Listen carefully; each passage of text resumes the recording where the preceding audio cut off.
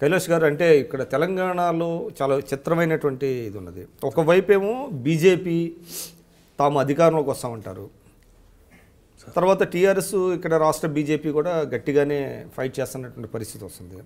కానీ కేంద్ర వైఖరి మీద, అంటే ముఖ్యంగా రాష్ట్ర విభజనకు సంబంధించిన అంశాలు, అంటే ఉదాహరణకి గిరిజన యూనివర్సిటీ ఏర్పాటు, ఇటువంటి వాటిల్లో చాలా డిలే చేస్తుంది కేంద్రం. దాని మీద అంటే టీఆర్ఎస్ ప్రభుత్వం గట్టిగా స్పందించడం లేదనేటువంటి అభిప్రాయం ఉందా? 100% sir. Bharatiya Janata party, TRS party వేరువేరు కాదు. వేరువేరు కాదా? ఒక తాను మొక్కలే, చీకటి ఒప్పందాలు, రాజకీయ అవసరాలు, ఈ సినిమాలో తెర మీద హీరో కొట్టినట్టు విలన్ కింద పడి ఏడ్చినట్టు ఇదంతా ఒక డూప్లికేట్ ఫైటింగ్ నడుస్తూ ఉంది రాష్ట్రంలో బిట్వీన్ టీఆర్ఎస్ బీజేపీ. అలా అనుమానం ఏం లేదు. ఎందుకంటే ఒకవేళ గట్టిగా భారతీయ జనతా పార్టీ ఈ రాష్ట్రంలో కనుక గట్టిగా ఫైట్ చేస్తే వ్యతిరేక ఓటు చీలి కాంగ్రెస్ అధికారులకు వస్తుంది అనేటువంటి భావనతోటి భారతీయ జనతా పార్టీ ఉన్నది కేంద్ర ప్రభుత్వం. అంటే ఇటీవల మారిందంటే ఆ వ్యూహం మొదటి నుంచి ఉందా? మొదటి నుంచి వాళ్ళ మధ్య ఒప్పందాలు ఉన్నాయి సార్. అంటే ఒక దశలో వాళ్ళంతా వాళ్ళు బలపడాలని చూశారు, కానీ ఆ సాధ్యం కాక ఇటీవల మార్చుకున్నారు. దాంతో పాటు కూడా రెండోది ఏంటంటే తెలంగాణలో ఎంత కొట్టినా బీజేపీ లేస్తలేదు. అలాంటప్పుడు శత్రువర్గం ఎవరు ఇక్కడ? వాళ్ళకు కాంగ్రెస్ ఉంటుంది, టీఆర్ఎస్ కాదు.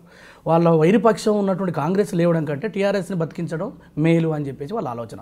రెండోది మీరు గమనించండి, ఎంఐఎం టీఆర్ఎస్ కలిసిపోయారు, బీజేపీ టీఆర్ఎస్ కలిసిపోయారు. ఇక్కడ ఏం నడుస్తుంది? ట్రయాంగిల్, వాళ్ళ మధ్య ఒప్పందం. అంటే ఒకరు కొట్టినట్టు ఆరోపణ అంటే అంత కలిసినట్టుగా 100% సార్. మజ్లీస్ కూడా మీరు భారతీయ జనతా పార్టీ మిత్రపక్షంగానే చూడమంటున్నా నేను. ఎందుకంటున్నంటే ఉన్నటువంటి మైనార్టీలను చీల్చడం ద్వారా ఆ మైనార్టీ ఓటుని పక్క జరిపి ఉన్నటువంటి మెజార్టీ ఓటుని తీసుకోవడం ద్వారా బీజేపీ అధికారంలో రావాలన్న ఆలోచన, లేదా మాకు పడినటువంటి ఓట్లను టీఆర్ఎస్కి షిఫ్ట్ చేయడం ద్వారా టీఆర్ఎస్ పార్టీని ప్రభుత్వం తీసుకొని కేంద్రంలో రేపు అధికారం మరి రావాలంటే నరేంద్ర మోడీ గారికి అవసరం ఉంది.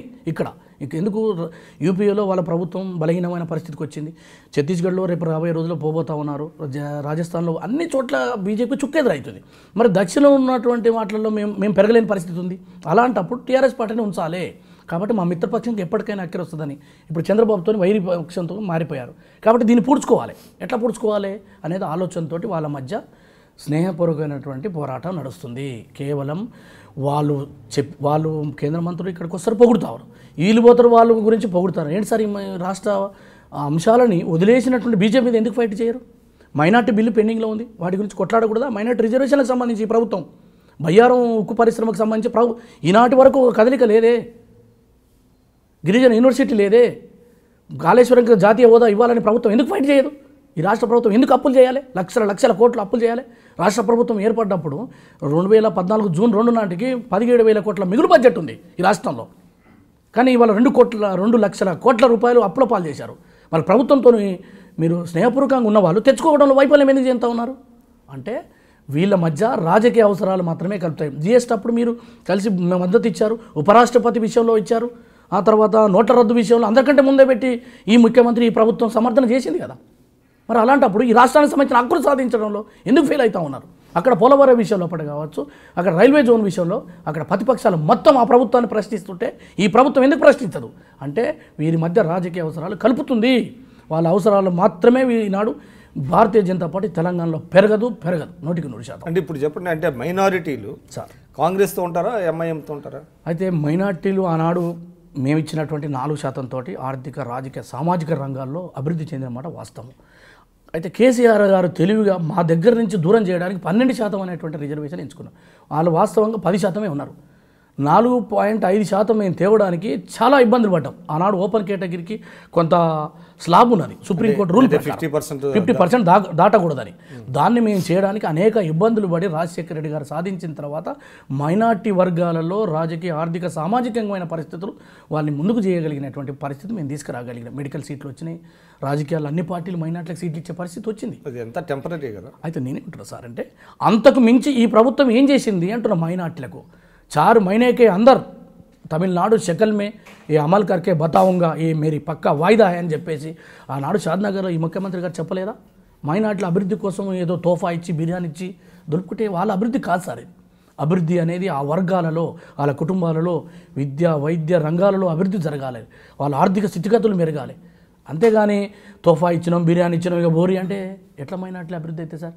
కాబట్టి మైనార్టీ అభివృద్ధి కాంగ్రెస్ పార్టీ చేసింది. అంటే టీఆర్ఎస్ చాలా అంటే వ్యూహాత్మకంగా అటు ఎంఐఎంని ఇటు బీజేపీని రెండు సమాంతరంగా మెయింటైన్ చేయడంలో సక్సెస్. అది మీకు దెబ్బ కదా? ఏం కాదు సార్, ఎందుకంటే మైనార్టీలు భ్రమ తొలగిపోయింది. మీరు చూడండి, మొన్న జరిగినటువంటి కార్పొరేట్ ఎన్నికల్లో అనేక చోట్ల మేము చాలా అద్భుతమైన విజయాన్ని సాధించడానికి, అంటే విజయం సాధించలే కానీ గణనీయమైన ఓట్లు వచ్చినాయి. అంతమునుపు మైనార్టీలు మొత్తం కూడా ఎంఐఎంతో ఉంటుండే, అంటే ఓల్డ్ సిటీ వరకు. అయితే ఇప్పుడు అన్ని జిల్లాలలో మీకు బాగా వచ్చినాయి, ఓల్డ్ సిటీ మంచిగా వచ్చినాయి సార్. 7-8 కార్పొరేట్లలో మేము సెకండ్ ప్లేస్ వచ్చేసేసినాం. అప్పుడు చాలా ఇబ్బందిగా ఉండే, ఇప్పుడు ఆ పరిస్థితి పోయింది. ఉన్నటువంటి ముస్లింలు కాంగ్రెస్ పార్టీనే నమ్ముతారు ఎందుకంటే గతంలో చేసిన చరిత్ర మాదే, మైనార్టీలకు రక్షణ ఉన్న పార్టీ మాదే. రేపు 2019లో తెలంగాణలో మైనార్టీలు మూకుమ్మడిగా కాంగ్రెస్ ప్రభుత్వానికి ఓటు వేసేటువంటి పని.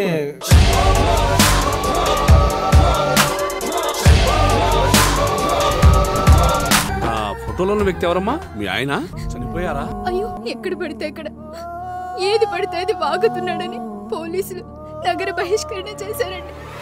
మొదటి భార్యని చేసుకున్నాక పిల్లలు పుట్టలేదని రెండో పెళ్లి చేసుకున్నారు.